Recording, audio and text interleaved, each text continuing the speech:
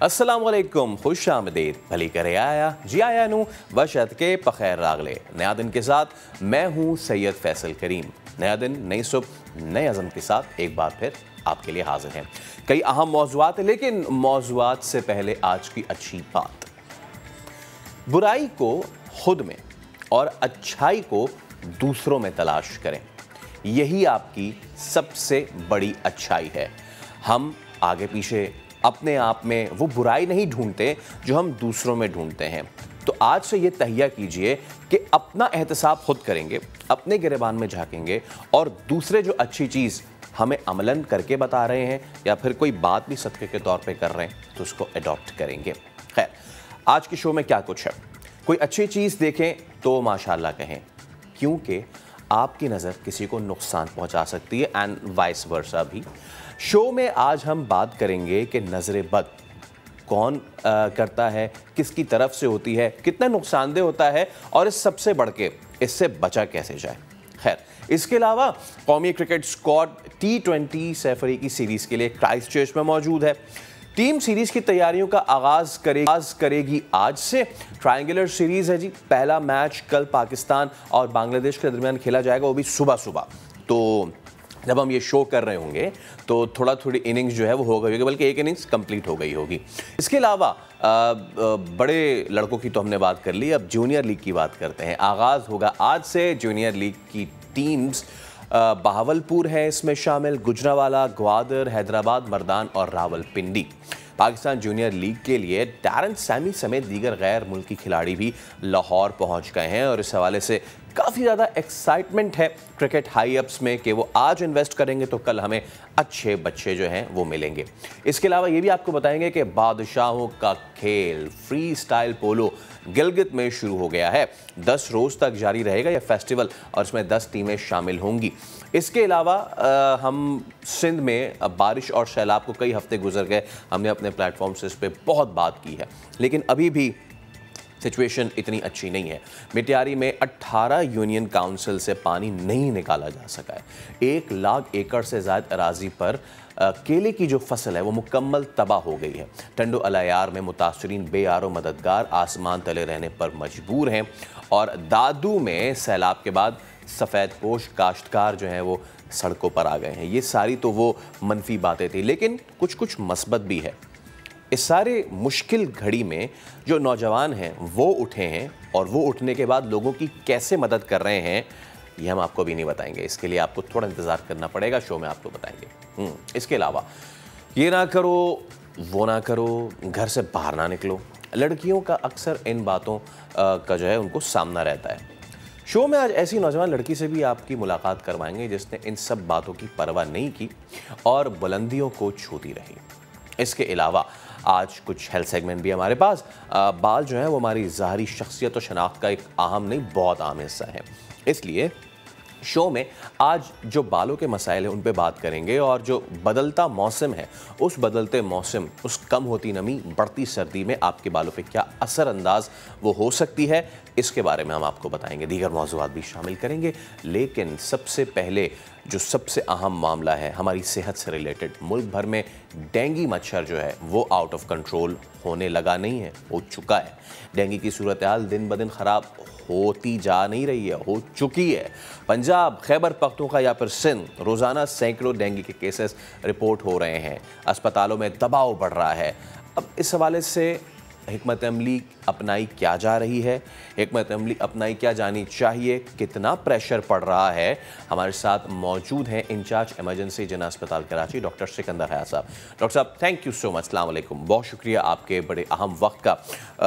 Sir, सबसे पहले तो यही बताइए केसेस कितने आ रहे हैं, अगर हम सिर्फ कराची की ही बात करें, सिंध की फिर उसके बाद मुझे बताइएगा।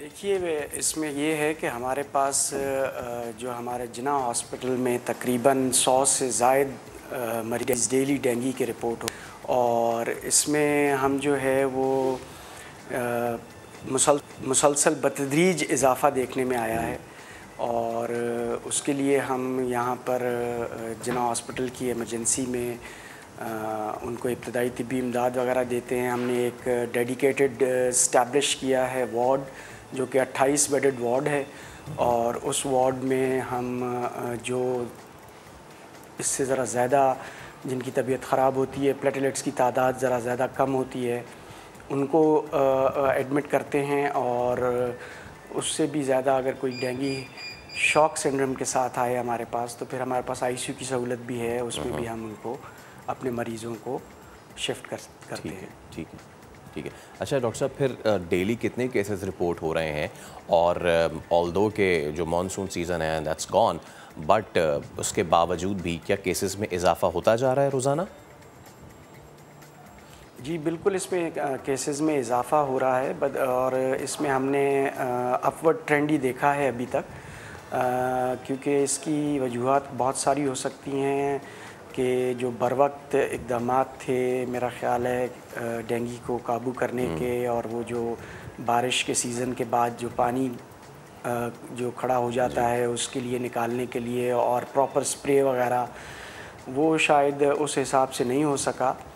तो जिसकी वजह से ये है कि लोग जो हैं उनको हमने बहुत अवेयरनेस की भी उनको कहा है, कोशिश भी की है कि आप डेंगू से बचने के लिए फुल स्लीव्स पहने, सुबह और शाम के औकात में ख़ास तौर पर एहतियात करें, और मॉस्किटो रिपेलेंट जो है वो इस्तेमाल करें, मॉस्किटो नेट इस्तेमाल करें, पानी को, साफ़ पानी को खड़ा ना रहने दिया जाए, उसको तल्फ़ करें, कहीं डेंगू लार्वा नज़र तल्फ़ करें।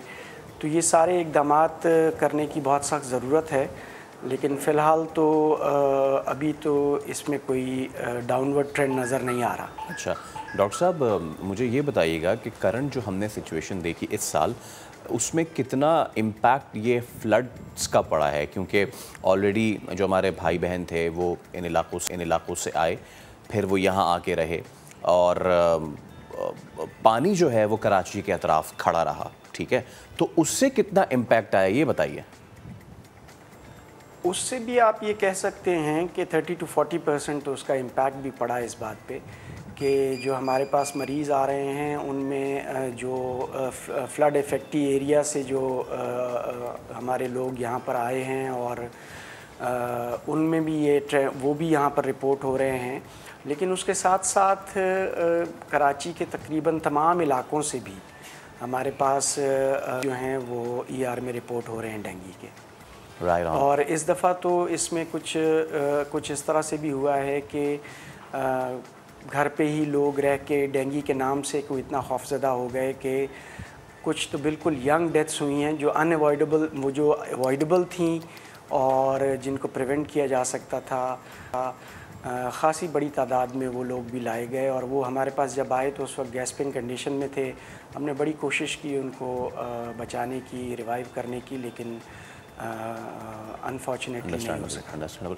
डॉक्टर साहब, एक चीज़ मैं, क्योंकि आप यहाँ मौजूद हैं, आपकी मौजूदगी का फ़ायदा उठाते हुए मैं आपसे ये पूछना चाहूँगा, 2 साल पहले जिस वक्त ये कोविड आया, फिर उसके बाद हमने देखा कि इस बार कोविड के साथ डेंगू ने सर उठाया, फिर सैलाब के मामलात में भी एक बहुत बड़ा प्रेशर पड़ा हमारे जो हेल्थ सिस्टम है।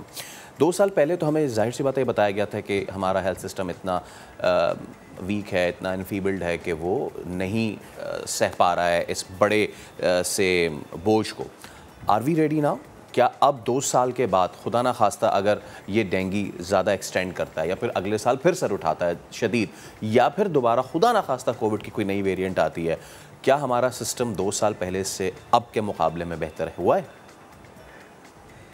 देखें, बतदरीज कोशिश तो जारी है, और जो हमें इन इन्फेक्शियस डिजीज़ से निपटने की जो तैयारियां थी हमारी, वो अब अल्हम्दुलिल्लाह पहले से तो बेहतर हैं। लेकिन बेसिक जो चीज़ है वो ये करने वाली है कि हमारे पास पब्लिक हेल्थ जो अवेयरनेस है और पब्लिक हेल्थ पे जो फोकस है वो बहुत कम है। बेसिकली ये जितनी इन्फेक्शियस डिजीज़ होती हैं या इस तरह के जो वबाई अमराज हैं, ये कम्युनिटी लेवल पे अगर पहले उनका तदारक कर दिया जाए तो फिर हेल्थ सिस्टम पे बोझ नहीं पड़ता। तो मेरा ख़्याल है कि कम्युनिटी लेवल पे जो पब्लिक हेल्थ अवेयरनेस होनी चाहिए, और जो पब्लिक हेल्थ डिपार्टमेंट को इस मामले में काम करना चाहिए। हेल्थ डिपार्टमेंट की तो जो फैसिलिटीज़ हैं वो पहले से कुछ बेहतर हुई हैं, लेकिन उनमें ये नहीं कह सकते हम कि हम बहुत ज़्यादा इजाफ़ा हुआ है। लेकिन फिर भी निस्बतन बेहतर हुआ है, लेकिन असल तो ये चीज़ें हैं कि वबाई अमराज को रोकने में सबसे अहम किरदार हमारी अपनी कम्युनिटी लेवल पे होना चाहिए। पब्लिक हेल्थ के जो हमारे इस तरह के मामलात हैं, इनको पहले से ही अगर इनकी तैयारी की जाए। इस दफ़ा मेरा ख़्याल है अनफॉर्चुनेटली ये भी हुआ है कि जो गवर्नमेंट है उसको एकदम से फ्लड की सूरत हाल का भी सामना करना पड़ा। तो वो जो फोकस होता था कि हर डेंगू सीज़न से पहले बाकायदा स्प्रे वगैरह होते थे और वो सब कुछ होता था, उस पर शायद थोड़ी तवज्जो नहीं जा सकी, जिसकी वजह से इसका इम्पैक्ट भी ज़्यादा है। डॉक्टर साहब, ये पर्सनल एक्सपीरियंस में मैं शेयर करूं कि अगर पेशेंट को हम लेके गए हैं तो जो अच्छे हॉस्पिटल्स हैं, एक तो वो भी है ना कोएक्स के, जी हाँ जी आप आ जाएं, फ़ौरन एडमिट हो जाएं, बहुत ज़रूरत है आपको। लेकिन जो अच्छे हॉस्पिटल्स हैं उन्होंने ये भी अपने मरीज़ों को जो मुख्तलिफ शिकायत के साथ आए, उन्होंने एडमिट करने से ये कह के इनकार किया कि देखें जी इस वक्त कोविड का मामला चल रहा है तो प्लीज़ स्टे एट होम, आप वो घर में रह के अपनी कर सकते हैं मामला। बट जब हम डेंगू की बात करते हैं, अगर किसी को हो जाता है तो वो कैसे सेल्फ असेस कर सकता है, पहली चीज़, और अगर वो कर लेता है तो फिर वो क्या करे, वो फ़ौरन से अस्पतालों का रुख करे या फिर इसमें वो घर में रह के रेमेडीज़ का वो कर सकता है? Please go on sir, please go on. इसमें सबसे अहम चीज़ जो समझने की है वो ये है कि डेंगू जो है वो प्रेजेंट करता है इंतहाई तेज़ बुखार से। इसमें सर दर्द होता है, मतली, कै और इसहाल की सूरत हाल भी हो सकती है, और इसमें जो है वो आपका दूसरे मरहले में प्लेटलेट्स काउंट्स जो है वो नीचे जाना शुरू हो जाती है, जो कि हमारे सफ़ेद खुलियात हैं खून के।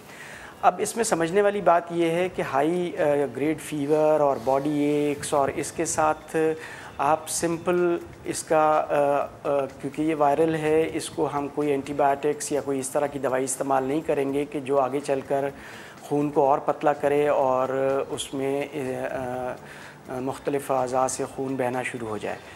तो सबसे पहली बात तो ये है कि घर में पानी, हाइड्रेशन इसके लिए बहुत ज़रूरी है कि बहुत अच्छी मकदार में पानी पिएं, पानी का इस्तेमाल करें, जूस वगैरह पिएं। अगर खाया नहीं जा रहा तो आप लिक्विड्स पे आ जाएं, और साथ में एवरी 6 आवर 2-2 पैनाडोल गोलियां, क्योंकि पैनाडोल अगर शॉर्ट भी है तो मार्केट में पैनाडोल जो फार्मूला है पैरासीटामोल का जी, वो कई नामों से मौजूद है।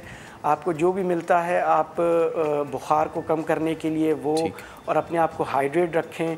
और अगर बुखार 3 दिन से ज़्यादा हो गया है तो फिर एक CBC ब्लड का टेस्ट करवा के देख सकते हैं कि प्लेटलेट जो हैं उनकी सेफ़ लेवल जो है कि अगर 10,000 तक भी गिर जाएं और उसके साथ कोई एसोसिएटेड ब्लीडिंग वगैरह ना हो, जैसे आपने दांत साफ़ करते हुए ब्रश किया और उसमें खून ना आए, तो इसमें घबराने की ज़रूरत नहीं है। उस वक्त आप अपने डॉक्टर से भी रुजू कर सकते हैं, और फौरी तौर पे अगर खून आना शुरू हो जाए तो फिर आप हॉस्पिटल आएँ। क्योंकि हमारे लोग कोविड के दिनों से बहुत डरे हुए थे, तो वो अब इसको डेंगू को भी इसी तरीके से, एक हमारे माशरे में ये भी है कि वो भीड़ चाल भी बहुत है, और वो फिर एक तरह से गैर ज़रूरी तौर पर हॉस्पिटल्स पे रश भी बहुत ज़्यादा हो जाता है। अभी रिसेंट डेज़ में तो ये है कि प्राइवेट बड़े इंस्टीट्यूट्स जो हैं वो भी वेटिंग पे चल रहे थे। हर जगह जहाँ जाएं वहाँ पर मरीज़ दाखिल करने की जगह नहीं है उनके पास। तो इसकी बुनियादी वजह ये है कि हर डेंगू के मरीज़ को दाखिले की ज़रूरत नहीं है।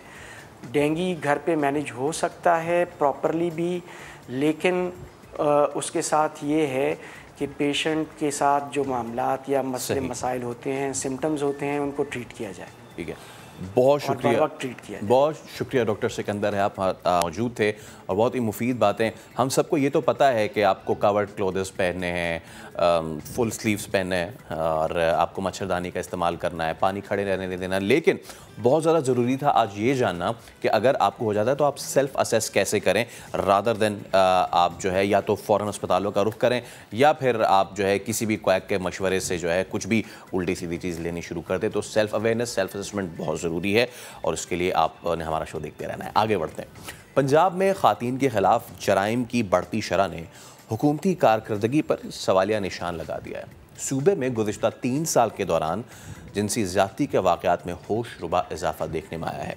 ये सब क्यों हुआ है और उस पर क्या कार्रवाई हो रही है? लाहौर से फातिमा शिराजी ने खुसूसी रिपोर्ट तैयार की है, आपको दिखाते हैं। जिनसी ज़्यादती, जिनसी दरिंदगी करने वाला ये हैवान कौन है और केस रिपोर्ट होने के बाद मुल्जिमान को सज़ा क्यों नहीं मिलती, आइए इस हकीकत से आज पर्दा उठाते हैं। पंजाब में ख़ातीन की हरासगी, ज़्यादती और तशद्दुद की तफसीलात सामने आ गईं। साल 2019 में ख़ातीन को हरासा करने के 4666 केसेस, ज़्यादती के 4071 केसेस और तशद्दुद के 1758 केसेस रिपोर्ट हुए। साल 2020 की बात की जाए तो ख़ातीन हरासगी के 4925, ज़्यादती के 3992 और तशद्दुद के 1712 केसेस रिपोर्ट हुए, जबकि 2021 में ख़ातीन को हरासा करने के 9299, ज़्यादती के 4598 और तशद्दुद के 1989 केसेस रिपोर्ट हुए। रवा माली साल 2022 में ख़ातीन से ज़्यादती केसेस 300, कम उम्र लड़कियों से जिनसी ज़्यादती के 110, जबकि बच्चों से बदफेली के 200 केसेस रिपोर्ट हुए। मैं इनको ज़हनी बीमार लोग कहना ज़्यादा बेहतर समझूंगी। माशरे में एक बड़ी तादाद इस तरह के ज़हनी मरीज़ों की आ गई कि देखें कि जो किसी 2 साल की बच्ची के साथ ज़्यादती करता है, फिर तशद्दुद करके जिस तरह उनकी जान ले ली जाती है, ये कोई नॉर्मल होशो हवास वाला शख्स कर ही नहीं सकता। कोई भी मुजरिम रेप करने वाला कैफरे किरदार तक इसीलिए नहीं पहुंचता क्योंकि ख़ातीन दबाव में आके अपना केस वापस ले लेती हैं। जो ख़वातीन हैं ये तकरीबन आप कह लें कि 70-80% तो ये खुद ही जो है ना जी वो पीछे हट जाती हैं अपने केसों से, तो कन्विक्शन कहाँ से होगी। फिर ये है कि अगर कोई बेचारी खड़ी भी हो जाए तो फिर जब एविडेंस की बात आएगी तो जो गवाह है उस गवाह का जो एक खातून को सपोर्ट कर रहा है, जब तक उसमें खुद इतनी हिम्मत ना हो कि मैं इस मुआशरे से लड़ूं, तो वो जिस पर इल्ज़ाम है उसने मुख्तलिफ टैक्टिक्स इस्तेमाल करने हैं उस गवाहों के मतलब। गवाहों की प्रोटेक्शन तो यहाँ है कोई नहीं। ये केसेस उसी वक्त कम होंगे जब किसी मुल्जिम को सजा मिलेगी, किसी एक को मिसाल बनाना होगा। मुआशरे में पुरतशद्दुद रुझान को रोकने के लिए कानून साजी के साथ साथ मौसर आगाही भी वक्त की अहम ज़रूरत है। कैमरामैन इशफाक अब्बासी के साथ फातिमा शिराजी, समा, लाहौर। आगे बढ़ते हैं। वक्त गुजरता है, अपने साथ तब्दीलियां लाता है, इनमें अच्छी और बुरी दोनों तरह के तगय्युरात शामिल होते हैं। आज के दौर की एक अहम तब्दीली यह है कि घर से बाहर तो क्या, घर में भी लोग एक दूसरे को समझ नहीं पा रहे हैं। वालिदैन और बच्चों के लिए भी कभी कभी एक दूसरे की बात समझना मुश्किल हो जाता है। हमारे नुमाइंदे खुसूसी रेहान अहमद ने एक रिपोर्ट तैयार की और अहाता करने की कोशिश की कि क्यों 4 दीवारी में रहते हुए 4 लोग एक दूसरे को समझ नहीं पाते।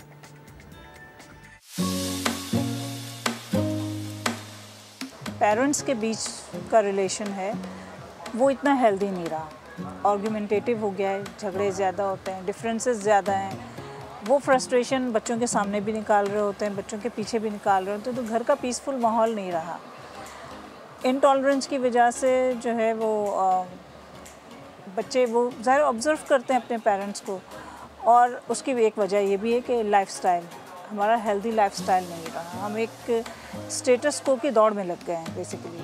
पेरेंट्स घर में लड़ रहे हों तो वो बच्चों पे इतना अफेक्ट करता है कि वो बाहर जाके वो पूरी गलत तरीके से पोर्ट्रे होता है, जैसे उनकी फ्रस्ट्रेशन पूरी बाहर दूसरे लोगों पे निकलती है, जैसे घर में उनको रहने का दिल नहीं करता और ये सब, और उस वजह से मतलब वो ज़्यादा फ्रस्ट्रेशन और वो सब इनके बिल्डअप हो जाता है, जैसे वो पेरेंट्स से लड़ना शुरू हो जाते हैं। और वो अगर आप चीज़ ये देखते हो तो आप बाहर जाके भी अगर वो अपने पेरेंट्स के साथ जो डिफरेंसेस देख रहे हैं और उनकी ये सब लड़ाइयों और ये सब देख रहे हैं तो वो खुद भी यही सीखेंगे बड़े होके भी। हमारे पेरेंट्स थे ना, उनका एक अलग टाइम होता था, आज का टाइम बहुत फ़र्क है। अगर हम पेरेंट्स को चाहिए कि ना टाइम के साथ साथ ना खुद को बदलें, मतलब खुद को जो ना अपग्रेड करें, बच्चों को समझें। जब हम बड़े हो रहे होते हैं तो हमारे पेरेंट्स बूढ़े हो रहे होते हैं, तो उस चीज़ को देखते हुए ना हमें अपने पेरेंट्स का भी ख्याल करना चाहिए और पेरेंट्स को बच्चों का भी ये ख्याल करना चाहिए। क्यों? क्योंकि वो जो वक्त उनका था ना, जिस चीज़ों को वो लोग रोकते थे, बट वो आज चीज़ें नहीं रोक सकती। उसको अलग अंदाज से अगर आप रोकोगे ना तो वो चीज़ खुद से मैनेज हो जाएगी। हम समझते हैं कि ना बच्चों के ना मसाइल होते हैं जो बहुत सारे होता है कि बाज़ दफ़ा बच्चे नहीं शेयर कर पा रहे होते हैं। अगर आप उनके साथ बैठें, उनको अगर फ्रेंडली माहौल देंगे तो ही बच्चे बाहर की चीज़ें आपसे फ्रेंडली तरीके से शेयर करेंगे। नहीं तो बाहर वो निकल रहे हैं, स्कूल जा रहे हैं, कॉलेज जा रहे हैं, तो वो बहुत सारी चीज़ें जो ना फेस कर रहे होते हैं। कुछ चीज़ें ऐसी होती हैं जो उन्हें समझ नहीं आ रही होती हैं, उनको किस तरह से वो किससे डिस्कस करें या एडवाइस लें। जब तक पेरेंट्स उनसे फ्रेंडली नहीं होंगे वो बच्चे आके डिस्कस नहीं करेंगे। मैं कोई अपनी वैलिड बात कर रही हूँ तो मेरी मदर को भी चाहिए वो मेरी सिचुएशन समझ के अपना पॉइंट ऑफ व्यू दे सकें, और अगर कोई इख्तलाफ है भी, इख्तलाफात आर टोटली फाइन।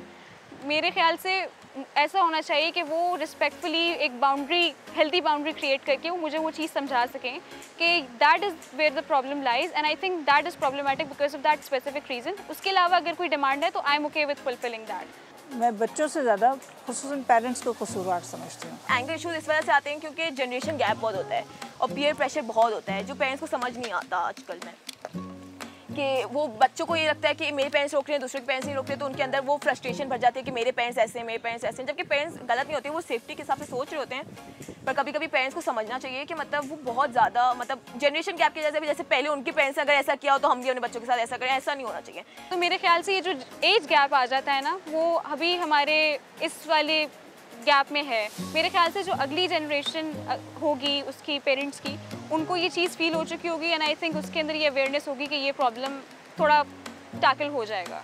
हाल इसका बेहतरीन यही कि आपस में बैठें, बातचीत करें। पेरेंट्स को भी थोड़ी लीनियंसी औलाद को देनी चाहिए, उनको समझना चाहिए कि आजकल का जो दौर बहुत फास्ट है, तो हमें थोड़ा उनको लेके चलना चाहिए। फ्रेंडली माहौल रखें अपने घर का, ज़्यादा सख्ती भी ना करें और ज़्यादा उनको ढील भी ना दें, तो इस तरीके से फिर ये जो है ना स्पेस कम होगा।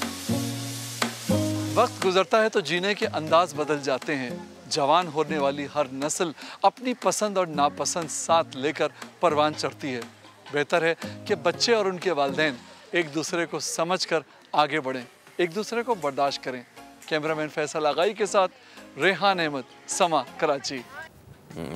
अच्छा, हम अक्सर कोशिश करते हैं अपने मुल्क में जो टैलेंट है स्पोर्ट्स का उसको आगे लेकर आएँ और आपको दिखाएं कि हमारा रॉ टैलेंट इतना अच्छा है और उसको पॉलिश कर दिया जाए तो कितना अच्छा होगा। लेकिन कैसे होगा पॉलिश? जहाँ होना है, जिस मरकज़ में पॉलिश होना है, उस मरकज़ को ख़ुद क्या ज़रूरत है पॉलिश होने की, अब आपको बताते हैं। सखर स्पोर्ट्स कॉम्प्लेक्स है, इसको 13 बरस गुजर गए, बजट की 80% रकम इस्तेमाल भी हो चुकी, लेकिन मंसूबा मुकम्मल ही नहीं होकर दे रहा है। अब कितनी लागत से मंसूबा शुरू किया गया, ताख़ीर का शिकार क्यों है, समा के नुमाइंदे साहिल जोगी से जानते हैं। जी साहिल। जी देखिए, सखर में आलमी सतह का स्पोर्ट्स कॉम्प्लेक्स बनाया जा रहा है जहां पर जो है तमाम तरह गेम्स जो है वो 4 दीवारी के अंदर होंगे। ये 2009 में मंसूबा शुरू किया गया, जो 1 अरब 7 करोड़ 55 लाख रुपए की लागत से ये बनाया जा रहा है। 80% जो है बजट वो खर्च भी हो चुकी है, लेकिन अभी तक जो है स्पोर्ट्स कॉम्प्लेक्स का 50% काम भी जो है मुकम्मल ना हो सका है। और जितने अरसा गुजरा है तो उस हवाले से जो भी इमारतें बनाई गई अब वो भी टूट फूट का शिकार है। इस हवाले से जब हमारे कंसल्टेंट इंजीनियर से बात हुई तो उनका ये कहना था जब तक ये मनसूबा मुकम्मल हो तब तक जो है इस तरह के छोटे मोटे मसाइल दरपेश आते रहेंगे और जो भी मसाइल आ रहे हैं वो हम उनको हल कर रहे हैं। और उनका ये भी दावा है कि बहुत जल्द जो है स्पोर्ट्स कॉम्प्लेक्स वो मुकम्मल किया जाएगा। जी बहुत शुक्रिया आपका। अभी शो में वक्त हुआ एक ब्रेक का, लेकिन ब्रेक के उस पार जब हम आएंगे तो आपको बताएंगे कि सेरेब्रल पाल्सी का आज है आलमी दिन। इस चीज़ को हमें समझने की क्यों ज़रूरत है, कितनी ज़रूरत है, ये सब जानिए एक ब्रेक के बाद।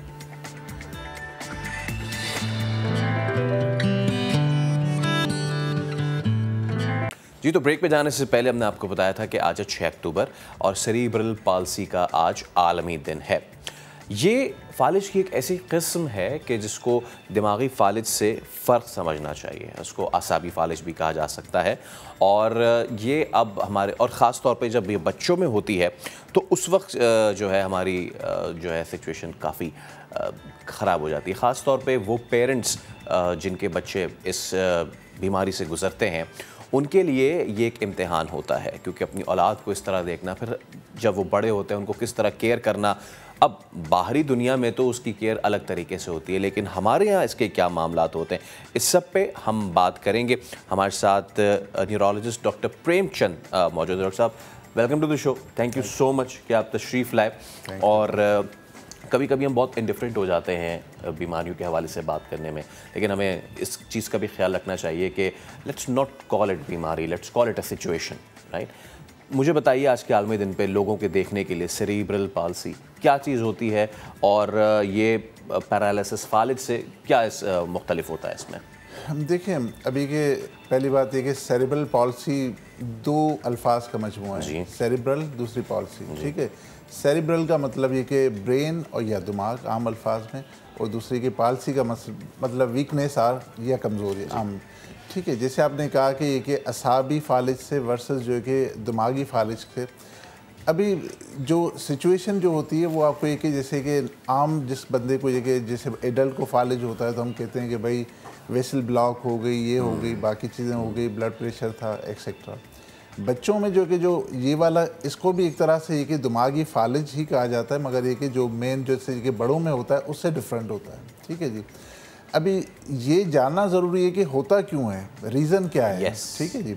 और क्या ये बाय बर्थ है, हेरिडिटरी है, ये सब भी उस पर अभी देखो, कोई भी इंसल्ट ब्रेन को हो, ग्रोइंग ब्रेन को, डेवलपिंग ब्रेन को, अगर ये कि किसी भी पॉइंट इन टाइम पे ड्यूरिंग दी न्यूनेटल या इन्फेंट पीरियड, जब बच्चा अंडर 1 ईयर हो, उस दौरान ये कि कोई ऐसी इंसल्ट होती है तो वो ब्रेन को परमानेंट डैमेज करती है। अभी कि क्या सिर्फ 2 चीज़ों को ये कि जहन में रखने की ज़रूरत है कि दिमाग को ऑक्सीजन, ब्लड सप्लाई की हर वक्त ज़रूरत, हर सेकंड में ज़रूरत पड़ती है।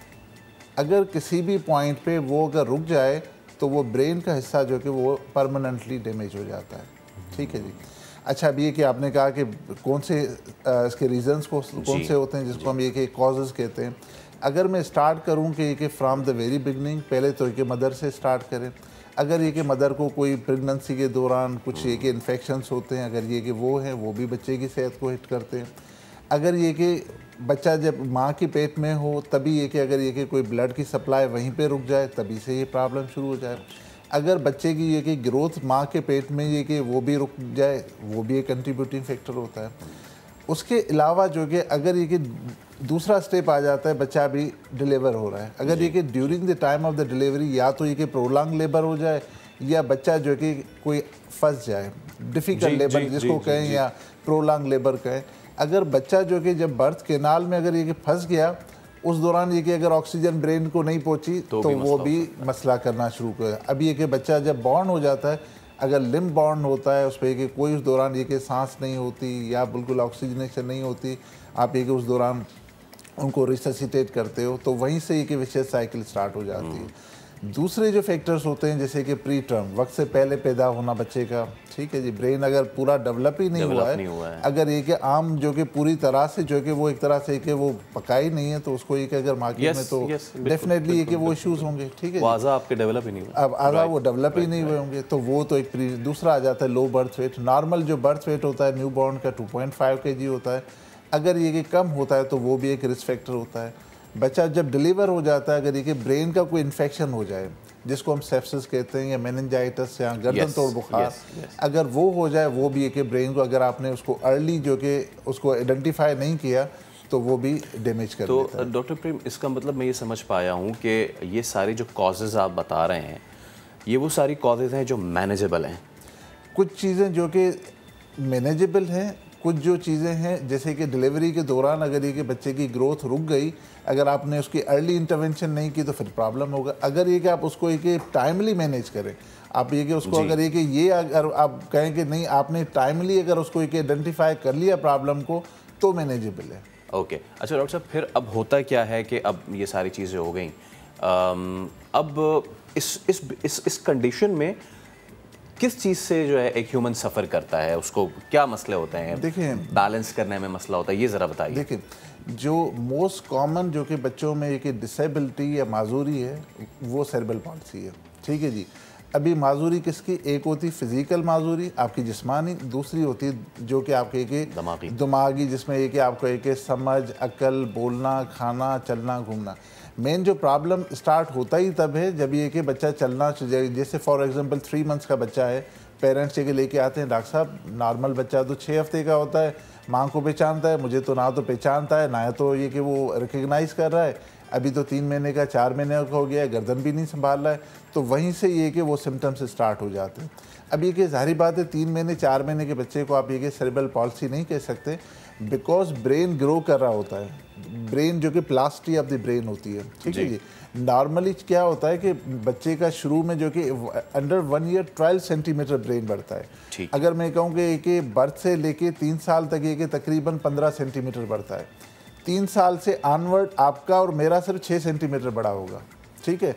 So see how important it is. अगर ये कि अर्ली जितना ये कि अगर ब्रेन को ये कि कोई डैमेज होता है, उसका ये कि एक तरह से ये कि वो इम्पैक्ट जो है कि वो लाइफ लॉन्ग होता है। तो ये कि फिज़िकल जैसे चलना, डिसबैलेंस होना, टांगों को एक दूसरे के ऊपर आ जाना, वही है ना जब ये कि चले तो इसमें ऐसा भी होता है सब के कुछ अज़ा हैं आपके बाकी जिस्मानी, हाथ हो गया वो भी प्रॉपर ग्रो उसमें ये कि क्योंकि जब ये कि उसकी फिजियोथेरेपी फिर आ जाता है नेक्स्ट स्टेप आपकी मैनेजमेंट का, उस पर then we are going to discuss कि उसमें क्या होता है। अगर ये कि थेरेपीज नहीं होती तो फिर क्या होता है, तो फिर ये कि वो अज़ा जो है ना वो सूखना शुरू हो जाते हैं या उनकी में कि इतनी स्टिफनेस आना शुरू हो जाती है, तो फिर ये कि आपको एक फर्दर जो है ना उनको एक चीज़ें देखने की ज़रूरत होती है। जैसे कि बाकी जो सिम्टम्स होते हैं, बार बार ये कि नमूनिया होना, जिस्म को अकड़ जाना वक्त के साथ, तो वो सारे जो कि इसके सिम्टम्स। अच्छा, फिर डॉक्टर प्रेमचंद, मैं आपकी बात से यह खस कर पाया हूँ और लोग भी जो देख रहे हैं कि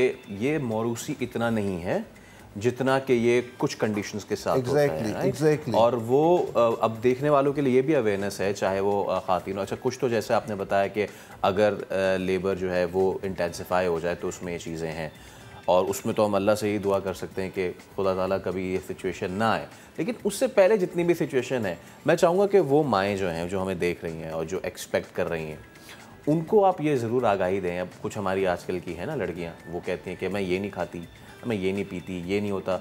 जब आपके फीटस को, जो आपके अंदर जो पल रहा है, उसको नशोनुमा ठीक तरीके से नहीं मिल रही है, उसका असर कितना होगा, प्लीज़ ज़रा उन लोगों को बताएं। जो फोरमोस्ट इम्पॉर्टेंट थिंग है, 3 चीज़ें जो कि जितनी भी कि अगर प्रेगनेंसी है या ये कि वो प्लान कर रहे हैं कंसीव करने का, पहले की तो ये कि वैक्सीनेशन, मदर की वैक्सीनेशन जो कि फोरमोस्ट इम्पॉर्टेंट थिंग। दूसरी ये कि मदर की diet, nutrition, iron supplement, vitamin supplement, foremost important.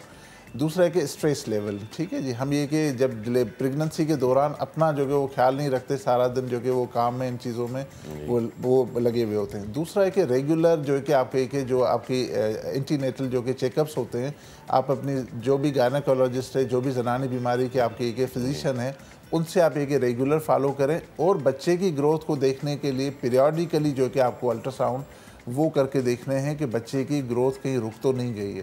अगर ये कि किसी पॉइंट पे कोई ऐसा मसला हुआ है तो वो एटलीस्ट ये कि वो अर्ली अगर ये कि रिकग्नाइज हो जाता है तो उसका ये कि फिर ट्रीटमेंट भी आप दे सकते हैं। डॉक्टर साहब, नाउ हमने ये कॉजेस, अब ये मतलब बहुत अच्छे तरीके से ये एक्सप्लेन हुई सारी चीज़ें।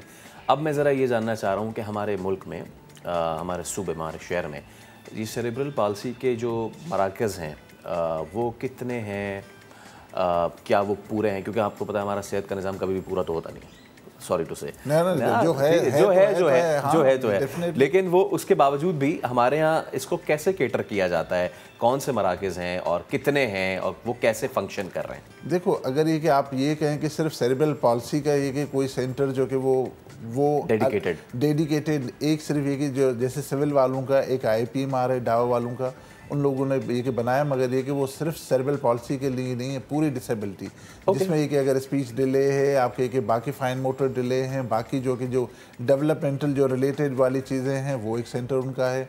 दूसरा जो कि क्योंकि आखान में भी एक अलग से जो कि हमारा एक न्यूरो रिहेबिलिटेशन सेंटर है, तो उसमें भी एक सेरेब्रल पॉल्सी वाले बच्चों को ये कि फॉलो किया जाता है। इसके अलावा बाकी जो सेंटर हैं, जैसे सिविल का है, उनके पास भी हैं, जिला में भी ये कि अलग से, बट ये कि ओवरऑल अगर देखा जाए तो ये कि कुछ ही सेंटर है हमारे पास जो कि इस बीमारी को जो कि वो ट्रीट कर रहे होते हैं, उनकी एक थेरेपीज़ दे रहे थे। हमारे पास पूरा एक ये कि वेल डेवलप जो कि वो एक सेंटर जो कि बना हुआ है जहाँ पे एक थेरेपीज़ का हो रहा है। डॉक्टर साहब, अगर ये हो जाता है तो आपने कितने केसेस देखे हैं कि वो रिहेबिलिटेट हो जाते हैं? देखो, अभी एक चीज़ जो है ना, जितने भी ये कि देख रहे हैं उनके लिए इम्पॉर्टेंट ये कि अर्ली द बेटर। जितनी आप ये कि इंटरवेंशन अर्ली करेंगे उतना बेहतर होगा। अगर ये कि आपने इंटरवेंशन शुरू ही ये कि इतनी ले रही है कि वो नहीं होगा। सपोज करें अगर ये कि एक बच्चा आपका है कि नॉर्मली 1 साल में चलना शुरू कर देता है, अगर 15 महीने में शुरू नहीं करता, आपको थेरेपी, फिजियोथेरेपी, रिहेबिलिटेशन स्टार्ट करने की ज़रूरत है। ठीक है जी। लिटरेचर कहता है कि जितना आप ये कि अर्ली ये कि स्टार्ट करते हो, इवन ये कि हमारे खुद के पेशेंट हैं जो कि ये कि अगर अर्ली आ जाते हैं तो बच्चे चलना शुरू कर देते हैं। ठीक है जी। इवन स्कूल भी जाना शुरू कर दिया है। बहुत सारे ऐसे बच्चे हैं जिन्होंने स्कूल भी जाना शुरू कर दिया है। कुछ बच्चों को जो कि एक स्पेशल जो कि वो शूज़ बना के देते हैं ताकि ये कि उनका ये कि वो अब पाँव जो टेढ़ा ना हो।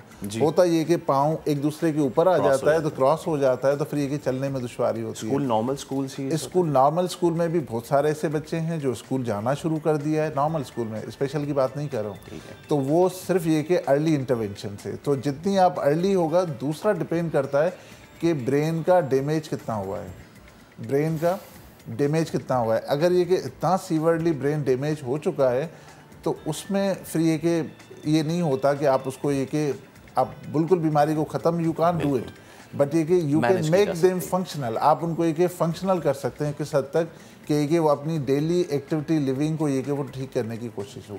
Doctor Premchand, it was a pleasure having you, thank you so much. और आज के इस बड़े अहम दिन के मौके पे अगर किसी को कोई कंडीशन हो जाती है तो उससे खौफ खाने की ज़रूरत नहीं है। खुदा ताला अगर कोई मुश्किल देता है तो आसानियाँ भी वही देता है। और आज के दिन के मौके पे पैगाम यही है कि अगर किसी को ये कंडीशन होती या फिर वो माएँ जो कि एक्सपेक्ट कर रही हैं, उनके लिए बड़ा अहम सेगमेंट था कि द सूनर द बेटर। जितनी जल्दी अगर आपको इस तरह की कोई कंडीशन हो रही है, उससे भी पहले प्रिवेंशन के अगर आप अपना डाइट अच्छा नहीं ले रही अपनी टाइम में, तो प्लीज़ उसको बेहतर कर लें, क्योंकि आपने सिर्फ स्ट्रॉन्ग नहीं होना, मैं क्या बताऊँ, ये आप लोग ज़्यादा मुझसे बेहतर जानते हैं। आपके अंदर जो जान पल रही है आपने उसको स्ट्रॉन्ग करना है। तो आगे बढ़ते हैं जी, और अब ख़ातीन घुड़सवार उनकी बात करते हैं।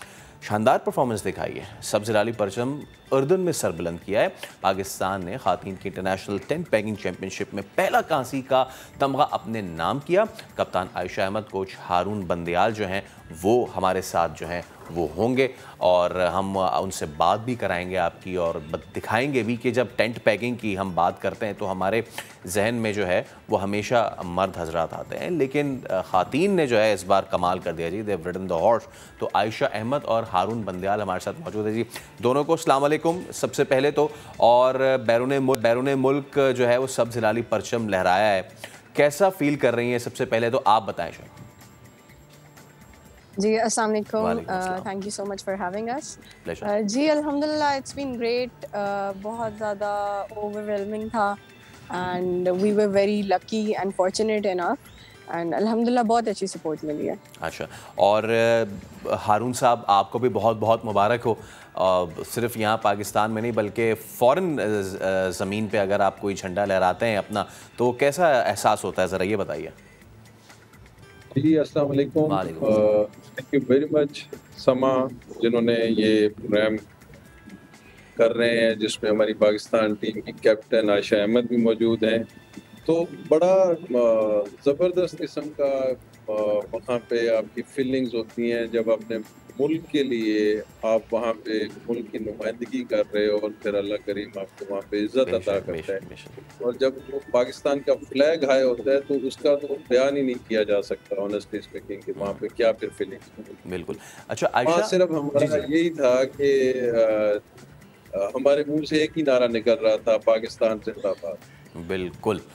आयशा, ये घुड़सवारी का शौक कब, I am not putting that question कि ये मर्दों का शौक है, ये वो देखिए शौक का कोई जेंडर नहीं होता भाई, साफ सी बात है। लेकिन ये एक तो घुड़सवारी और उसके ऊपर टेंट पैगिंग, जो लोग राइडिंग करते हैं या जो नहीं करते उनको शायद ये अंदाज़ा नहीं है कि राइडिंग करना कितना मुश्किल है, पहली चीज़। और दूसरी चीज़, राइड करते हुए स्पोर्ट्स में हिस्सा लेना, दैट्स अ डिफरेंट लीग। तो ये बताइए कि आपने ये सब, आपका सफ़र कैसे शुरू हुआ, कब से कर रही हैं, कैसे शौक़ हुआ? जी बिल्कुल, आई स्टार्टेड जब मैं 5 साल की थी, तब मैंने बेसिक वॉक से शुरू की और वो सब कुछ, फिर छूट गई moving here and there, and then मैं जब 9 साल की थी तब मैंने फिर से शुरू किया, और उसके बाद से अब तक करती आ रही हूँ। आई स्टार्टेड स्लोली, मैं हॉर्स रेसिंग में थी पहले, एंड फिर इसी ईयर मई में मुझे एक अपॉर्चुनिटी मिली, अल्लाह की तरफ से कोई वो था कि it was a very lucky chance कि मुझे अपॉर्चुनिटी मिली फॉर अ शो रन। इधर इस्लामाबाद में, and I participated in that. एक हफ्ते में मैंने टेंट पेगिंग सीखी एंड साथ करती रही एंड अल्हम्दुलिल्लाह इट वाज वेरी गुड। और उसके बाद जो मेरा इंटरेस्ट टेंट पेगिंग में आया, वैसा मेरा ना हॉर्स रेसिंग में ना किसी और इक्वेस्ट्रियन स्पोर्ट में गया, बिकॉज इसमें जो एड्रेनलिन है वो मुझे किसी और में फील ही नहीं हुई। तो बस उसके बाद फिर I got to know about the trials for the national team and मुझे पता चला there is a team going to Jordan for international championship and it's the first team ever. तो आई वाज वेरी इंट्रीग्ड और I really thought कि मैं तो अभी इतना एक्सपीरियंस भी नहीं है, but I still should try just for an experience sake. And I went, मैंने बहुत कुछ सीखा, बहुत हमारे कोच ने हमें बहुत ज़्यादा हेल्प की। आई गॉट सिलेक्टेड एंड उसके बाद training camp and then Jordan. Ayesha, आपकी टीम में और कितने मेंबर्स हैं? जी मेरी टीम में 2 और हैं, Kinza Farhat and Zoya Mir. Both are very great riders. I am learning from both of them. Yes. Okay, मैं आपसे तो बात करता हूँ, लेकिन हारून साहब से मैं ये पूछना चाह रहा हूँ। हारून साहब, ये जो स्पोर्ट है ये दीगर स्पोर्ट से बड़ा मुख्तलिफ है, क्योंकि इसमें ना सिर्फ बंदे ने खुद परफॉर्म करना है, बल्कि आप राइड कर रहे हैं एक ऐसे बीस्ट पे कि जिसको आपने टेम भी करना है। कितना मुश्किल होता है ये, और हमारे यहाँ इस लेवल पे टेंट पैकिंग हो जाए या जो है वो इवन हॉर्स आर्चरी भी बहुत से लोग करते हैं, कितना मुश्किल या कितना आसान होता है ये स्पोर्ट्स, इधर ये बताइए। डेफिनेटली आपने सही बात की है, ये इजी स्पोर्ट नहीं है और उसका डायरेक्टली ये गेम जो है ये कनेक्टेड है घोड़े के साथ। तो अगर आपका घोड़ा लाइन पे परफेक्ट नहीं है तो भी आप अपने टारगेट को मिस कर सकते हैं। अगर आपका घोड़ा टेम्परामेंट का बेहतर नहीं है तब भी आप परफेक्ट लाइन नहीं अडॉप्ट कर सकते। तो ये यहाँ पे ये मैं ज़रूर बताता चलूँ कि ये जो हमारी बच्चियाँ माशाल्लाह जिन्होंने जॉर्डन जाके पाकिस्तान की नुमाइंदगी की है, जो भी होस्ट कंट्री होता है घोड़े उस मुल्क ने देने होते हैं और वो ड्रॉज पे निकलते हैं। अच्छा निकले बुरा निकले राइडर ने वही घोड़ा दौड़ाना है और उसके लिए वो 2 घंटे की आपको वो देते हैं, राइडिंग सेशन होता है। उसमें आपने अपने घोड़े को चेक भी करना होता है, उसको जज करके ठीक भी करना होता है और फिर 3 से 4 प्रैक्टिस रन होती है। तो हमारी माशाल्लाह जो बच्चियां थी ये यहाँ भी इनका जो मैंने एज अ कोच इनका पोटेंशियल इनकी स्किल्स देखी तो इनमें ये चीज़ थी कि इंशाल्लाह किसी किस्म का घोड़ा भी आता है तो ये हैंडल करेंगी, जो कि इन्होंने वहाँ पे हैंडल करके दिखाए। हमारी टीम में 1-2 घोड़े उस तरह के नहीं थे, 3 घोड़े निकले ड्रॉज पे तो 1 घोड़ा बेहतर था, बाकी 2 घोड़े तो एक तो लाइन के ही बेहतर नहीं था, उसको मतलब जब स्टार्ट देते थे तो उसको लाइन पे लाना पड़ता था। तो इन बच्चियों ने बड़ा अच्छा उनको हैंडल किया, उनका टेम्परामेंट बेहतर किया और माशाल्लाह बहुत अच्छी परफॉर्मेंस दी इनने। ज़बरदस्त ज़बरदस्त।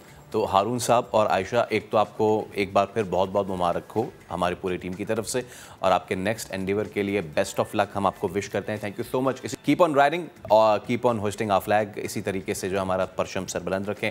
तो अभी अब एक ब्रेक ले रहे हैं, ब्रेक के उस पर हाजिर होंगे तो मज़ीद अहम स्टोरीज आपके साथ शेयर करने के लिए। कहीं नहीं जाइएगा, स्टे विद अस।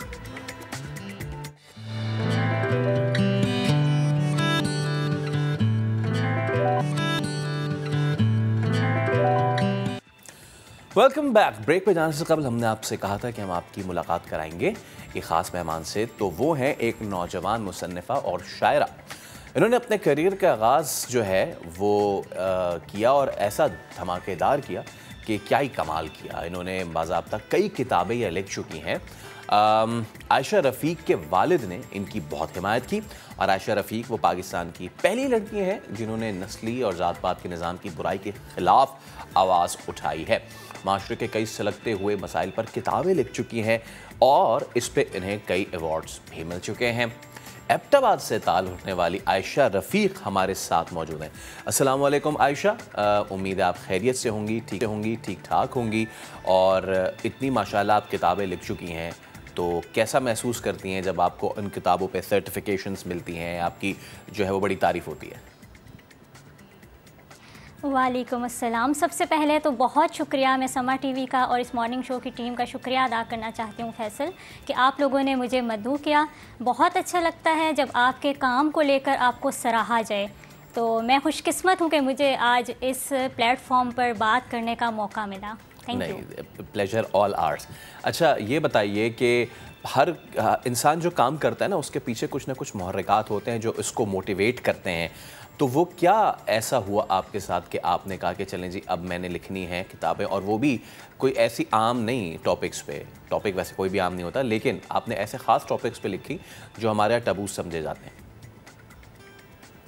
देखिए फैसल, लिखना जो है ये बेसिकली इसके लिए आपका जो इनर सेंस है वो एक्टिव होना बहुत ज़रूरी है। और मैं एक सेंसिटिव इंसान हूँ, आई एम सेंसिटिव गर्ल, और बीइंग अ सेंसिटिव गर्ल मेरे लिए कोई भी चीज़ जो मैं देखती हूँ वो जस्ट ऐसे नहीं होता, सुना या देखा वो मेरे सर से गुज़र गई, मैं उसको महसूस करती हूँ और महसूस करने के बाद मैं उसको फिर सोचती हूँ। और जब मैं सोचती थी, मैंने लिखने का बेसिकली जब स्टार्ट लिया था तो उस वक्त मैं फ़र्स्ट ईयर की स्टूडेंट थी और मैं जो भी चीज़ें देखती थी उनको सोचती थी, और सोचने के बाद जब मैं रात को सोने लगती थी तो वो मेरे माइंड में ना सर्कुलेट हो रही होती थी, और उसके बाद उनको कागज़ पे बखेर देना ये भी एक फ़न है जो जिससे अल्लाह ताला ने मुझे नवाजा, और मैं अल्लाह ताला का जितना शुक्र अदा करूँ कम है।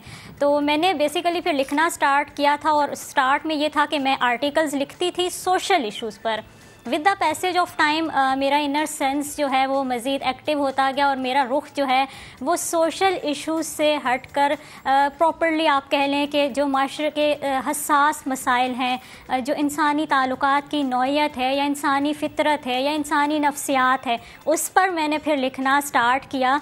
और उसके लिए मैं फिर पोइट्री का सहारा लिया, और शायरी मेरे नज़दीक एक अंदाज़े बयां है और इजहार का एक ज़रिया है आप कह लें, और ये वो रूहानी रियाज़त है जिसको ना लफ्ज़ों में आप ढालने के बाद आपके जो आपके दाखिली और ख़ारजी अवामिल होते हैं उनको आप यकजा कर रहे होते हो और माशरे के सामने बयान कर रहे होते हो। तो इसी सिलसिले में मैंने किताब लिखी जिसका उन्वान है लफ्ज़ों में लिपटे एहसास।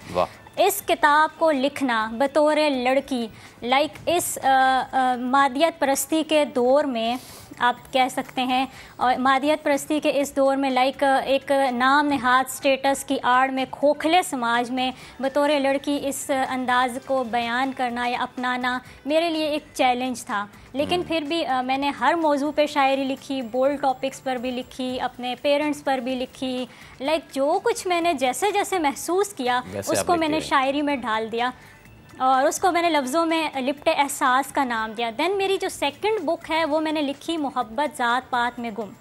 इसका उन्वान है, ये माशरे के एक नाजुक मसले पर, सुलगते मसले पर लिखी गई है, जैसे कि नाम से भी ज़ाहिर होता है ज़ात पात। देखें, इस्लाम के हवाले से अगर हम बात करें, इस्लाम कोई मज़हबी ऐसा मज़हब नहीं है कि जो किसी एक ग्रोह के लिए हो या कौम के लिए हो, ये एक आलमगीर और आफाकी नौयत का मज़हब है। और सवाल लोग करते हैं कि यार मज़हब के अंदर, इस्लाम के अंदर ज़ात पात और हसब नसब मौजूद है। मैंने इसकी बीफ पुनी करने के लिए लिखी, इस्लाम के अंदर ज़ात पात मौजूद नहीं है, ज़ात पात का फितना मुसलमानों के अंदर मौजूद है। तो इसमें यह है कि देखें, जिस तरह से कुरान पाक की एक आयत भी है कि ए लोगो, बेशक हमने तुम्हें एक मर्द और औरत से पैदा किया, फिर तुम्हारी ज़ातें और कबीले बनाए ताकि तुम एक दूसरे को पहचान सको, शनाख्त कर सको। अल्लाह के नज़दीक जो मतकी है वही परहेज़गार और मतकी है, वही सबसे बरतर है। और इस तरह हुज़ूर सल्लल्लाहु अलैहि वसल्लम का फरमाने आलिशान है कि जिसने असबियत पर जंग की वो हम में से नहीं, जिसने असबियत की तरफ राग़िब किया वो हम में से नहीं, जिसने असबियत पर जान दी वो हम में से नहीं। अब जब एक ही सफ़ में खड़े हो गए महमूद व अयाज, ना कोई बंदा रहा ना कोई बंदा नवाज, तो फिर सवाल ये पैदा होता है कि इस माशरे में, इस मुसलमान माशरे के अंदर पाकिस्तान जो कि इस्लाम के नाम पर बना था, उस पर ज़ात पात क्यों मौजूद है? और फिर इसको मोहब्बत के साथ मैंने कनेक्ट, मोहब्बत जैसे नाजुक मसले के साथ या आप कह लें मौजू के साथ इसको मैंने इसलिए कनेक्ट किया, बीइंग अ यंग गर्ल, अगर मैं नौजवानों की तर्जुमानी करूं, इसमें देखें हमारे जो टीन एजर्स होते हैं या हमारे जो school going, college going, universities going student हैं, एक हमारे माशरे का रुझान है जिनसे मुखालिफ की कशिश में हो जाने वाली दोस्ती, देन वो with the passage of time कहीं ना कहीं एक फितरी जज्बा है मोहब्बत, उसमें कन्वर्ट हो जाती है। एग्जैक्टली यही चीज़ मैं पूछना चाह रहा था कि आज की जो हमारी जनरेशन है, बुरी चीज़ नहीं है कि वो डिजिटल मीडियम की तरफ जाती है, लेकिन आपको किस चीज़ ने मोटिवेट किया कि जी आपने ये जो कागज़ है ना, ये इस कागज़ वाले मीडियम पे रहना है, किताब लिखनी है? और साथ ये भी बताइएगा कि नसर या नज़म दोनों में से फेवरेट आपका तरीक़ा कौन सा है कि जिससे आप अपने आप को एक्सप्रेस करती हैं? अच्छा, सबसे पहले मैं इसका जवाब दे देती हूँ कि मेरा फेवरेट तरीका कौन सा है। मेरा फेवरेट तरीका नसर है। अच्छा। शायरी भी मैं करती हूँ, लेकिन शायरी में ना कुछ टेक्निकल चीज़ें होती हैं, लाइक बहर वगैरह, उसमें तवाज़ुन करना होता है। लेकिन मेरा यह है कि मैं आज़ाद शायरी लिखती हूँ। अच्छा। और टेक्निकल चीज़ों को मैं मद्देनज़र नहीं रख सकती क्योंकि मेरा लिटरेचर सब्जेक्ट नहीं है। मैंने मास्टर्स पॉलिटिकल साइंस में किया हुआ है। और वो कहा जाता है कि बड़ा ही रफ सा ड्राई सा सब्जेक्ट है और लिटरेचर जो है एक ज़िंदगी से भरपूर चीज़ है। तो मैं इसलिए नसर को तरजीह देती हूँ। और नसर में मेरा ये है कि मैं नसर के अंदर कोटेशंस लिख रही होती हूँ। मेरे आप सोशल मीडिया पर देख लें, फेसबुक पेज वगैरह पे, तो मैं नसर के ज़रिए कोटेशंस वगैरह लिख के जो मेरे असलूब बयां हैं या आप कह लें दिल की आवाज़ है वो पहुँचा रही होती हूँ। और दूसरी बात, दूसरा सवाल आपने ये किया कि मुझे किस चीज़ ने मोटिवेट किया। देखें, किताब से ना हमारा जो ताल्लुक़ है वो ख़त्म होता जा रहा है। हम लोग मटीरियलिस्टिक बन चुके हैं इस माशरे में। अफरा तफरी के दौर में, मादियत परस्ती के दौर में हम लोग एहसास से आरी हो रहे हैं। इसकी बुनियादी वजह यह है कि हम इल्म व अदब से दूर हैं। तो अदब वो चीज़ है जो कि हमारी एक रवायत भी है। इसके साथ साथ हम इससे अगर जुड़े रहेंगे तो हमारे अंदर एहसास एक्टिव रहेगा। और जिन माशरों में एहसास ख़त्म हो जाए वो माशरे ख़त्म हो जाते हैं। और इस नाजुक मसले पे मैंने इसलिए लिखा, जिस तरह से आप स्टार्ट में कह रहे थे कि एक अच्छी चीज़ है, बिलाशुबा देखें एक फितरी चीज़ है और अच्छी चीज़ है। जिनसे मुखालिफ की दोस्ती, मोहब्बत, ये सब कुछ ना उस वक्त हमारे माशरे को बेराह रवी की तरफ लेकर जा रहा होता है जब आप निकाह को मुश्किल बना रहे होते हैं। और यही वो तमाम तर चीज़ें हैं, बिल्कुल यही वो तमाम तर चीज़ें जिनमें हम आम मामलात में बात नहीं करते, लेकिन आपने किताबें लिख डाली। बहुत शुक्रिया आयशा, आप हमारे साथ थी। और ये वो हमारा टैलेंट है कि जो कोने खदरों में छुपा हुआ है, just need to polish them. आगे बढ़ते हैं। गए वक्तों में कोलू से तेल हर जगह निकाला और बेचा जाता था, मगर अब ये देहात में भी कम नज़र आता है। आप हैरान होंगे कि इस्लामाबाद में आज भी बैल से कोलू चलता है। यकीन नहीं आ रहा तो फरार रब्बानी की इस रिपोर्ट में देख लीजिए। आंखों पर पट्टी बंधे बैल का गोल गोल घूमना, मालिक का कोल्हू में बीज डालना और फिर कतरा कतरा तेल निकलना। आज के तेज रफ्तार मशीनी दौर में ये सब बहुत सब्र आजमा है।